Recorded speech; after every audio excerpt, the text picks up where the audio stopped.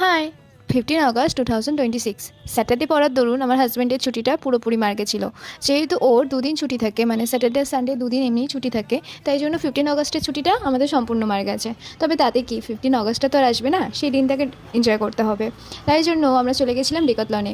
14 থেকে 16 আগস্ট পর্যন্ত ডেকাথলনে ছিল সেল। অ্যাকচুয়ালি সমস্ত আউটলেটগুলোতেই এই সময়টা সেল দেয়। তো আমরাও গেছিলাম, যেহেতু আমাদের সামনের ট্রিপ রয়েছে, তো কয়েকটা জিনিস টুকিটাকি কেনার ছিল। কেনার পরে ভাবছিলাম কোথায় যাব, রাস্তাটা এত সুন্দর লাগছিল কলকাতাটা, ভাবলাম চলো কোনো একটা রেস্টুরেন্ট বা ক্যাফে বা ধাবাতে যাই। তো তারপরে ভাবলাম চলো সবাই মিলে শেরি পাঞ্জাবে যাই, কারণ শেরি পাঞ্জাবে খাবারের কোয়ালিটি যেমন ভালো, তেমন আমাদের বাড়ির কাছেও পড়ে। আমরা গেছিলাম মধ্যমগ্রাম শেরি পাঞ্জাবটায়। ও এখানে আমরা বলতে আমি, আমার হাজব্যান্ডের ফ্রেন্ড মানে প্রতীক দা এবং সঞ্চয়ী দি, আমরা চারজনে মিলে গেছিলাম সেই দিনটা এনজয় করতে। 15 আগস্ট না বেড়ালে কেমন যেন একটুখানি লাগে। আচ্ছা, তোমরা কি কেউ খেয়াল করে দেখেছো 2027-এর 15 আগস্ট পড়ছে সানডে, মানে আমাদের ন্যাশনাল হলিডে কিন্তু একটা কম পড়বে নেক্সট বছরে।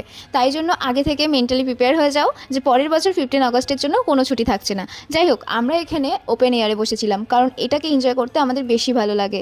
এখানে ছিল, আমরা টুকটাক কয়েকটা জিনিস অর্ডার দিয়েছিলাম, মানে খুব বেশি কিছু নয়। স্টার্টারে ছিল জাস্ট একটা ফিশ ফিঙ্গার। এক প্লেট ফিশ ফিঙ্গারের দাম খুব রিজনেবল নিয়েছিল, আমার তো খুব রিজনেবল লেগেছিলো। আর যথেষ্ট ভালো, যথেষ্ট টেস্টি। মানে এত ভিড়ের মধ্যেও একটা স্পেশাল দিনেতে যেত, এত ভিড় ছিল, তারপরেও ওদের কিন্তু খাবারের কোয়ান্টিটি বা কোয়ালিটি দুটোই মেনটেন ছিল। কোনোভাবেই কিন্তু কোনো বাজে জিনিস মানে কাঁচা জিনিস বা কোনো স্মেল পাওয়া এগুলো কিন্তু কিচ্ছু ছিল না। খাবারের কোয়ালিটি যথেষ্ট ভালো ছিল। আর তারপরে মেন কোর্সে ছিল আমাদের রুটি, ওখানকার ফেমাস চিকেন ভর্তা আর চিকেন বাটার মশলা। ও রুটির কথাটাও তোমাদের একটা বলে রাখি, ওইখানে কিন্তু সম্পূর্ণ আটার রুটি, মানে আমার মতন যারা ময়দা খেতে একদমই পছন্দ করো না বা ময়দাটাকে অ্যাভয়েড করো, তাদের জন্য কিন্তু পারফেক্ট রয়েছে। যদিও আমি সেদিনকে পেট ভর্তি ছিল বলে খুব ভালো খেতে পারিনি, তবে একটা কোল্ড ড্রিঙ্কস নিয়ে দিনটাকে এইভাবে স্পেন্ড করেছিলাম। তোমাদের কেমন লাগলো অবশ্যই কিন্তু জানিও। তো আজকের জন্য টাটা, দেখা হচ্ছে নেক্সট ব্লগে।